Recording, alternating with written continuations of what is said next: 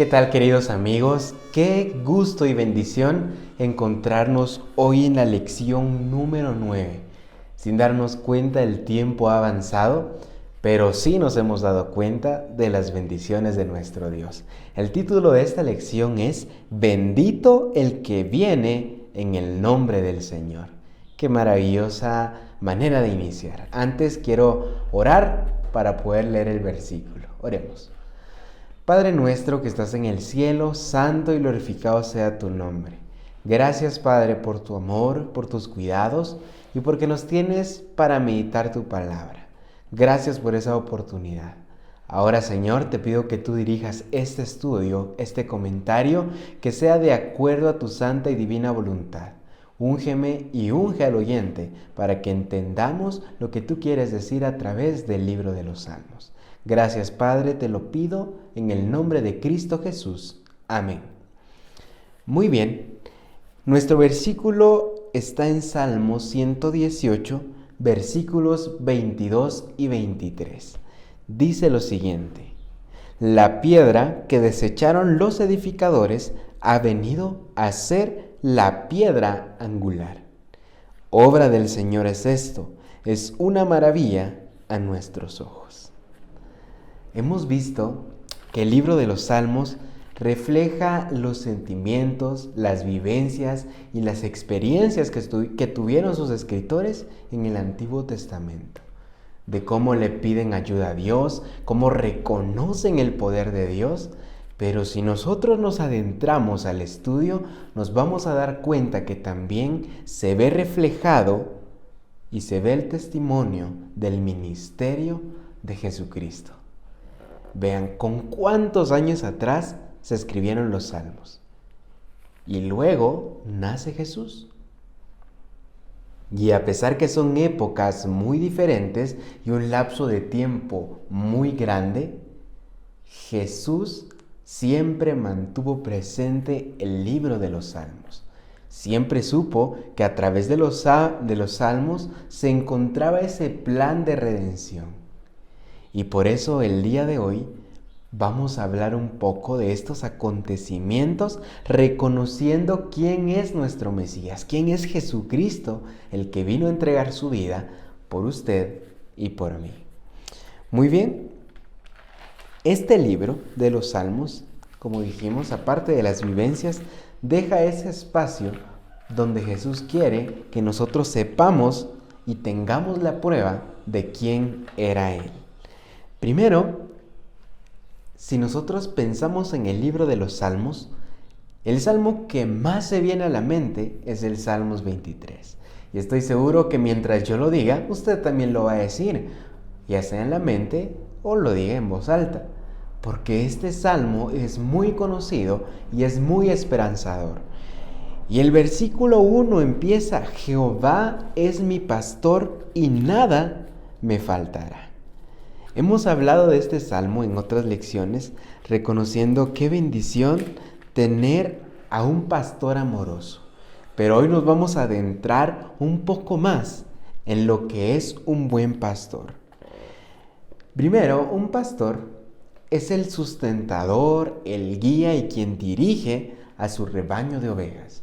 Antes, allá muchos años atrás, los pastores daban su vida por las ovejas o ponían en riesgo su vida, porque sabían y tenían esa conexión con su rebaño y con la responsabilidad que ellos recibían al cuidar a esos corderos, a esas ovejas.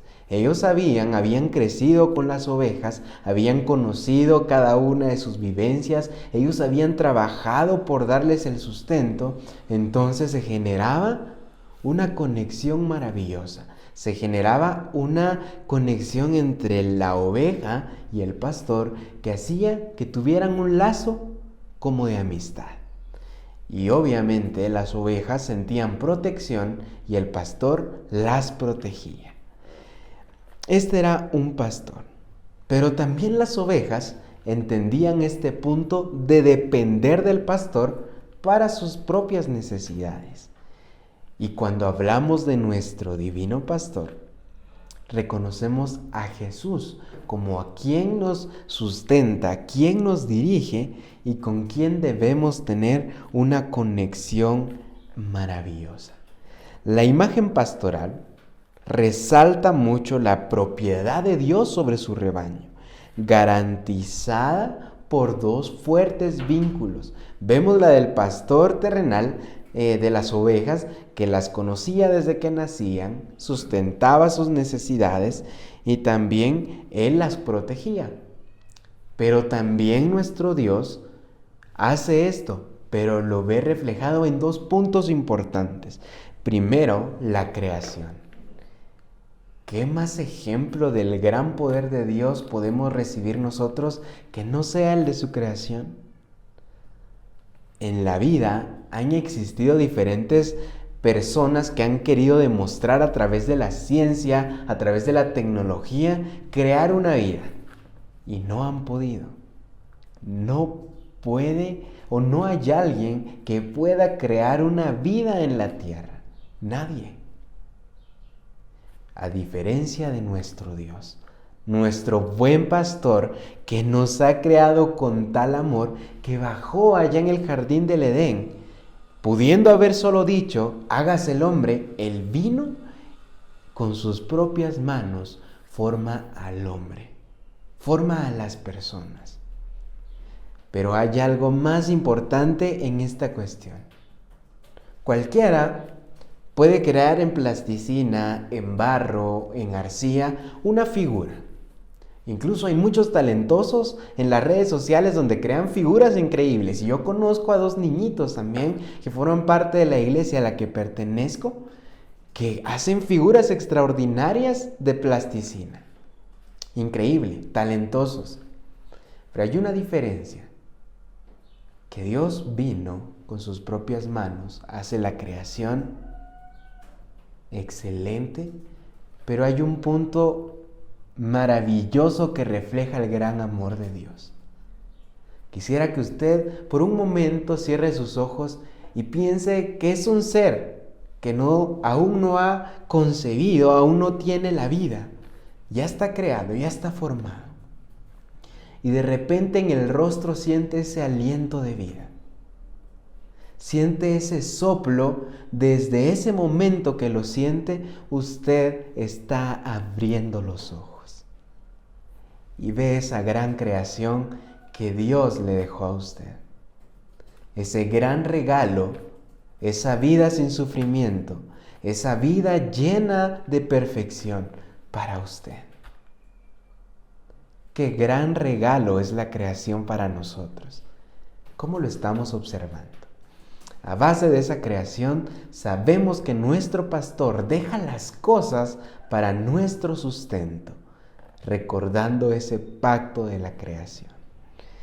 Es maravilloso saber cómo Dios desde el principio tiene ese gran amor por sus hijos. Aparte de la creación, también tenemos el pacto maravilloso. Es por eso que quiero que lean junto conmigo el libro de Hebreos en su capítulo 13, versículo 20. Dice lo siguiente: y el Dios de paz, que por la sangre del pacto eterno resucitó de los muertos a nuestro Señor Jesucristo, el gran pastor de las ovejas. Este es el puesto de Jesús, el pastor de su rebaño. Pero para ello, nosotros tenemos que tener esa conexión con Jesús. Tenemos que conocer a Jesús y Él nos tiene que conocer a nosotros. Ahora mi pregunta es, ¿será que Jesús no nos conoce? Claro que sí, querido amigo. Jesús ha estado ahí contigo desde mucho tiempo atrás. Él conoce tus dolencias, conoce tus necesidades y sabe cuáles son tus aflicciones. Ahora mi pregunta acá es, ¿tú conoces a Jesús? ¿Sabes depender de Él para este tiempo de dificultades? Pues este Salmo 23 es tan lindo, reconociendo ese gran amor, con una promesa importante en el inicio. Jehová es mi pastor, y nada me faltará. Vean qué bendición es conocer a Dios con este mensaje. Juan 6:14 dice algo muy interesante. Entonces, al ver esta milagrosa señal que Jesús había hecho, esos hombres dijeron, realmente este es el profeta que había de venir al mundo. Vean, la tierra, cuando vino Jesús, había mucha curiosidad de saber si Jesús realmente era el Mesías profetizado. Pero con el tiempo y con todas las señales, los hombres se dieron cuenta de ello. Y quienes llegaron a conocerlo, quienes decidieron aceptarlo, recibieron ese gran amor de parte de Jesús. Y ahora también Jesús habla de sí mismo como el buen pastor. Y esto está en Juan, capítulo 10, versículo 14. Dice lo siguiente: yo soy el buen pastor, conozco a mis ovejas y mis ovejas me conocen. Qué lindo saber que Jesús habla de sí mismo como un pastor, de sí mismo como quien es nuestro sustentador. Y qué alegría recibir este mensaje en nuestra vida. Jesús también hace comparaciones allá en Juan 10, usted va a ver esta historia, pero Jesús hace la comparación de que un pastor que no es pastor nato, que no es un pastor que conocía sus ovejas, solo un pastor que viene de repente y un día alguien le dice, mira, cuida mis ovejas. Va a cuidar las ovejas, pero de repente viene el lobo a atacarlos.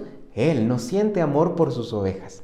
Se va y deja al rebaño a las garras del lobo. Pero Jesús es ese pastor nato, ese pastor con amor que estuvo dispuesto a entregar su vida en la cruz del Calvario para no caer en las garras de ese enemigo, de ese lobo feroz.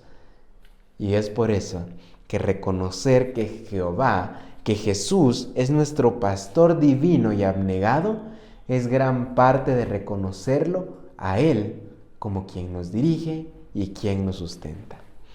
También tenemos que el Mesías sufriente se presenta allá en Salmos. Vea en Salmos 22. Si usted lee el Salmo completo, se va a dar cuenta que David lo escribe, pero que si usted se pone a pensar realmente de quién habla este Salmo, no habla específicamente de David, habla del Mesías, aquel que vino a sufrir por nosotros. Vean, primero, versículo 1 de Salmos 22 dice, Dios mío, ¿por qué me has desamparado? ¿Por qué estás lejos de mi salvación y de mi clamor? Esto lo vemos en Mateo 27:46 y Marcos 15:34. Allá en la cruz, Jesús dice, Dios mío, ¿por qué me has desamparado? Pero ¿por qué Jesús dice esto? Ya vamos a ese punto. Versículos 2 al 6 habla de los sentimientos de Jesús. Recuerde que estamos en Salmos 22. Habla de esos sentimientos que Jesús tiene mientras está cargando con todo el pecado del mundo. Y es que Jesús tenía que sentir esa desolación, ese desamparo. Y por eso Él dice, Dios mío, ¿por qué me has desamparado? No porque tuviera un Dios cruel, no porque nosotros tengamos un Dios castigador. No, queridos amigos. Es porque Jesús cargó con los pecados desde el principio, desde Adán. De generación en generación Jesús venía cargando con ese pecado en la cruz. No me quiero ni imaginar el gran dolor que Jesús sintió en ese momento. Y el desamparo de Dios para su Hijo ahí en la cruz solo fue porque esa es la muestra de cuánto desprecia nuestro Dios el pecado, pero ama al pecador. Es por eso que Jesús dice eso en la cruz, no por tener un Dios malo. Y es importante que nosotros lo reconozcamos. Mientras yo digo esto, hay una nostalgia dentro de mí, porque ponga este ejemplo para su vida. ¿Cuánto estaría usted dispuesto a dar por alguien que ha pecado, por aquel que lo ha humillado, por aquel que lo ha atacado? Estoy seguro que muchos no pasaríamos esa prueba, pero Jesús ya nos dio ese regalo de venir a no ser ese Mesías que los judíos esperaban, que iba a venir a destrozar, a acusar, a condenar, a destruir todo, porque habían interpretado mal las Escrituras. Vino un Mesías amoroso a salvar a la humanidad. Por eso en este Salmo 22 vemos los sentimientos de Jesús en el transcurso de su crucifixión. También esto es lo más interesante y yo quiero dejárselo a ustedes. Versículo 7 de Salmos 22 dice lo siguiente: los que me ven se burlan de mí, estiran los labios, menean la cabeza y dicen: ay, se encomendó al Señor, líbrelo Él, sálvelo, ya que en Él se complacía. ¿A quién le recuerdan estas palabras? Veamos allá Mateo 27:39 para recordarlo. Mateo capítulo 27, versículo 39. Los que pasaban lo insultaban y moviendo sus cabezas le decían: tú que derribas el templo y en 3 días lo reedificas, sálvate a ti mismo. Si eres el Hijo de Dios, desciende de la cruz. ¿Ven cómo estos salmos profetizaban el sufrimiento de quien dio su vida por nosotros, de ese Mesías? También vemos allá en el versículo 8 las palabras de la multitud. Vemos también los versículos 9 al 14 de la confianza y la experiencia de Jesús. También el versículo 15 nos habla de cuando Jesús tuvo sed. Y también está en Juan 19:28. También versículo 16, horadaron las manos y los pies de Jesús. También versículo 17, no quebraron ninguno de sus huesos.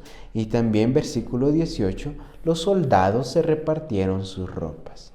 Esto de los soldados se reparten sus ropas está en Mateo 27:35, Marcos 15:24, Lucas 23:34 y Juan 19:23 y 24. Se lo dejo, por si usted quiere comprobarlo allá en la Biblia. Sin duda alguna, el libro de los Salmos se vuelve reflejado en la vida de nuestro Mesías, de quien vino a la tierra como pastor y hasta el momento como Mesías. Pero también resalta algo importante de Jesús, y es que a pesar del sufrimiento, a pesar de cuánto fue humillado, al resucitar se reconoce que Jesús era la piedra angular del templo espiritual. Y es que ese es nuestro versículo del día de hoy, ¿lo recuerda? Salmo 118:22 dice lo siguiente: la piedra que desecharon los edificadores ha venido a ser la piedra angular. Jesús mismo dijo: a los suyos vino y los suyos no lo recibieron. Entonces, esto que aquellos quienes había venido Jesús directamente como piedra angular, la habían rechazado, pero ahora es la piedra angular de nuestra vida, la piedra angular de la iglesia, la piedra angular de todas las cosas que nosotros querramos alcanzar en comunión con Dios. Él es quien nos sostiene, quien nos levanta, y esa piedra, esa columna que nos detiene ante cualquier caída. Entonces el sufrimiento de Jesús no solo fue para que Él se humillara, no solo fue para hacer representación de salvación, sino que el objetivo de la salvación era reconocer que Satanás se había vencido. Satanás estaba siendo derrotado. ¿Por qué nosotros nos vamos a dejar derrotar por quien ya está derrotado desde el momento de la cruz? Satanás fue derrotado. Nuestra valentía ahora viene en la confianza del Hijo de David, de este hombre que siempre es fiel a su pacto, de nuestro Mesías, de nuestro buen pastor. Entonces, caer por alguien derrotado es de cierta manera muy triste. Pero por eso nosotros podemos vencer al enemigo confiando en Jesús, confiando en su promesa y ese pacto que siempre estuvo en los Salmos. Veamos aquí, Salmos 89, versículos 3 al 4 dice: hice pacto con mi escogido, juré a David mi siervo diciendo: para siempre confirmaré tu descendencia y edificaré tu trono por todas las generaciones. El pacto que Dios había hecho con David era que de su descendencia venía el Mesías. Y ese pacto era incondicional. No importaba si los hijos de David se equivocaban. No importaba si el mismo David se equivocaba. Este pacto era fiel y se tenía que cumplir. Y si usted va a Mateo, capítulo 1, y lo lee, se da cuenta de dónde viene Jesucristo. Viene de la descendencia del rey David. Y por eso los salmos también confirman ese pacto maravilloso que Dios hizo con David, pero en favor de la humanidad. La única manera de que nosotros no seamos partícipes de ese pacto, en donde seremos exaltados, donde formaremos parte del trono, del reino de los cielos, la única manera que usted pierda ese pacto es que usted no lo reciba. Es que usted no acepte a Jesús. Es que usted vaya en contra de lo que Jesús quiere para su vida. Pero si nosotros decidimos seguir a Cristo, aceptamos sus 10 mandamientos en nuestra vida, porque ha sido reflejo de que también aceptamos su gracia salvífica y la sustentación de que Él está siempre presente en cada uno de nuestros días. Por eso, este es el pacto de Dios: sostener a su pueblo, prometiendo que dará trono a quienes le son fieles.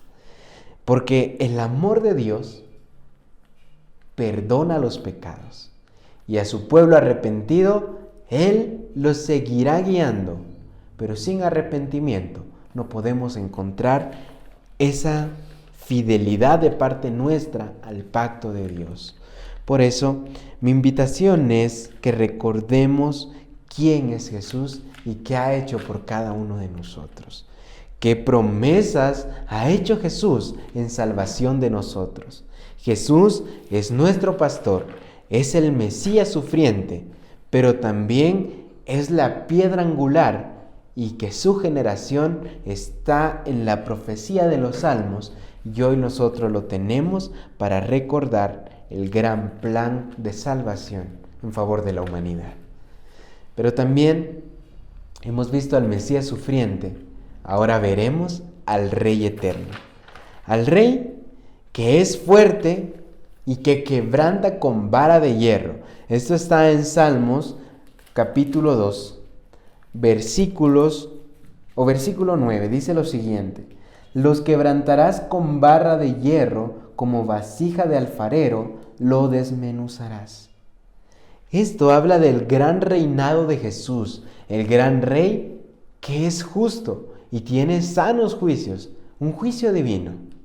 Y no quiere reflejar la imagen de alguien que va a hacer algo para favorecer deseos de venganza, sino que lo va a hacer por salvación de nosotros, por exaltar a su pueblo arrepentido que ha confiado en Él. Por eso, el Mesías se sienta ahora a la diestra de Dios.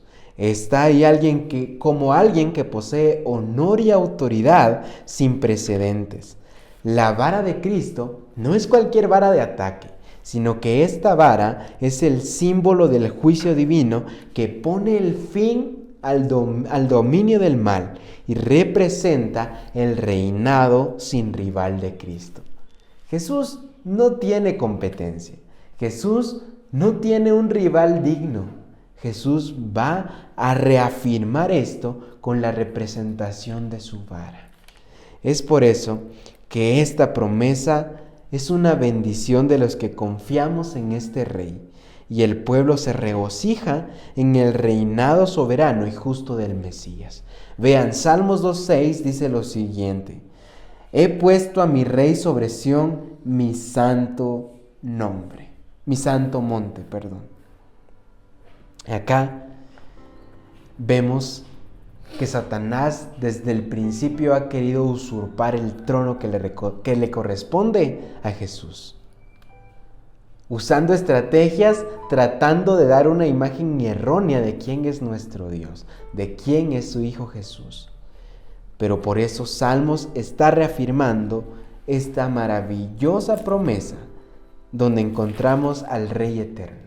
Es por eso que en la Biblia, y específicamente en los Salmos, nos vamos a dar cuenta que no es un libro solo de poemas, es un libro de profecía, un libro de la representación del plan de salvación de parte de nuestro Dios. Salmo 89, versículo 14 dice lo siguiente: justicia y juicio son el fundamento de tu trono, el amor y la fidelidad van ante ti.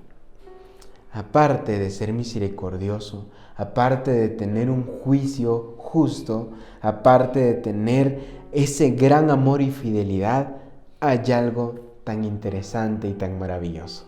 Salmos 89, 18 dice lo siguiente: porque del Señor es nuestro escudo, nuestro Rey es el Santo de Israel. El Rey que protege a sus súbditos, el Rey que es el escudo en medio de la tentación, en medio de las dificultades, viene ese Rey que ya venció al mayor enemigo de la humanidad, al mayor enemigo de Dios. Ahora nosotros podemos aceptarlo, podemos ser sus súbditos y tenemos el beneficio de estar seguros. ¿Lo estamos aceptando nosotros? ¿Lo estamos recibiendo? Jesús debe ser adorado en el cielo y la tierra, a la espera de la destrucción final del pecado, a la destrucción de la rebelión. En nuestras manos queda llevar el mensaje de salvación, pero también adorar a nuestro Rey. ¿Por qué adoraban antes a los reyes? Por miedo, por temor de que fueran reyes severos. Pero nosotros lo adoramos por saber y conocer su gracia magnífica en favor de nosotros, su gran amor. Y por eso Dios y Jesús es digno de ser adorado, es digno de ser reconocido como el mayor Rey poderoso. Pero Jesús no solo es Rey, sino también es sacerdote, según el orden de Melquisedec. Y es que en la Biblia los reyes y sacerdotes estaban por aparte, porque no podían hacer lo mismo, no podían hacer dos cosas siendo una misma persona.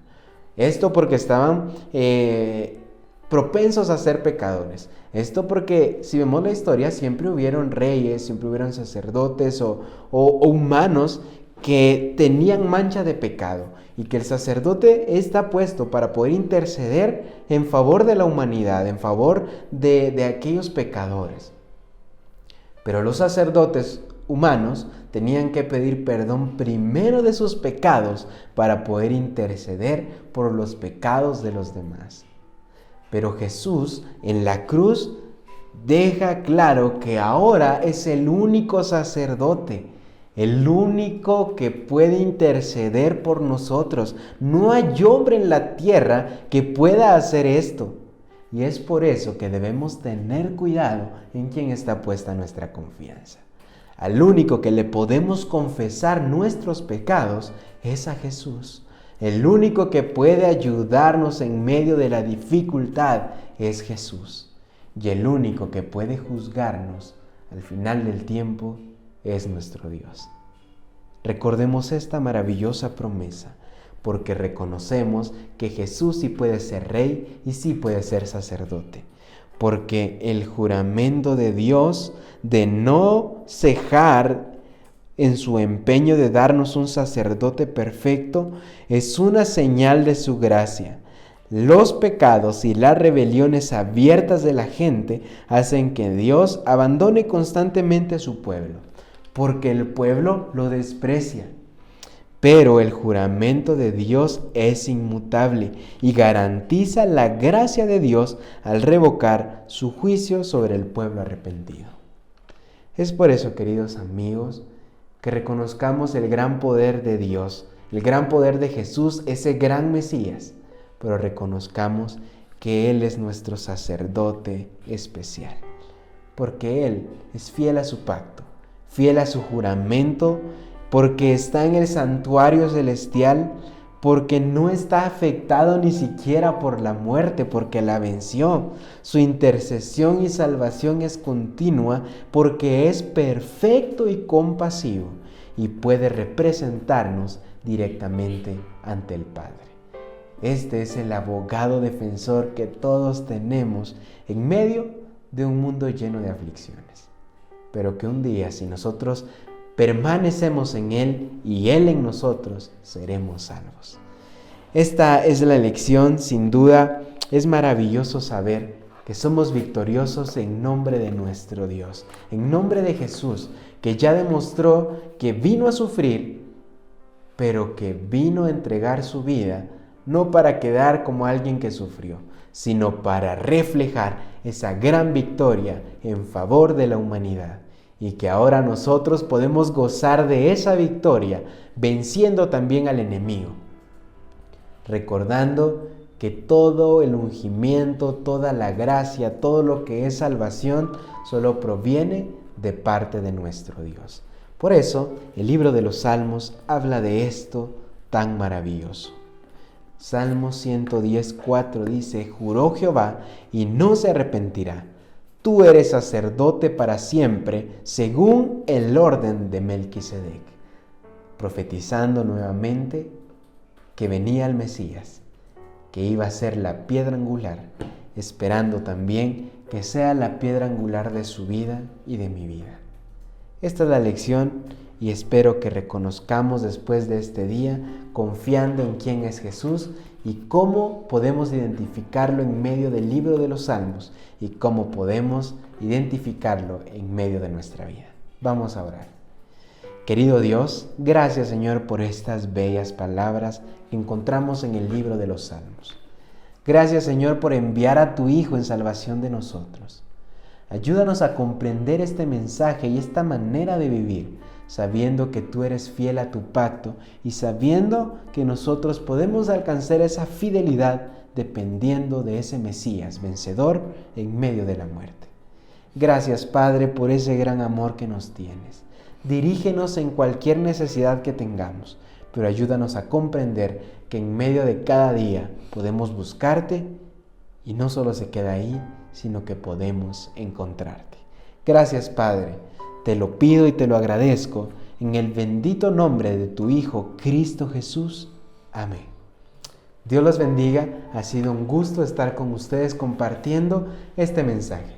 Recuerden que es de gran apoyo para nosotros si usted puede compartir el material, si usted puede dejar su comentario, puede darle me gusta, porque al final nuestra misión a través de este medio es alcanzar también a más personas para que conozcan a Cristo. Dios los bendiga y nos vemos la próxima semana con la lección número 10.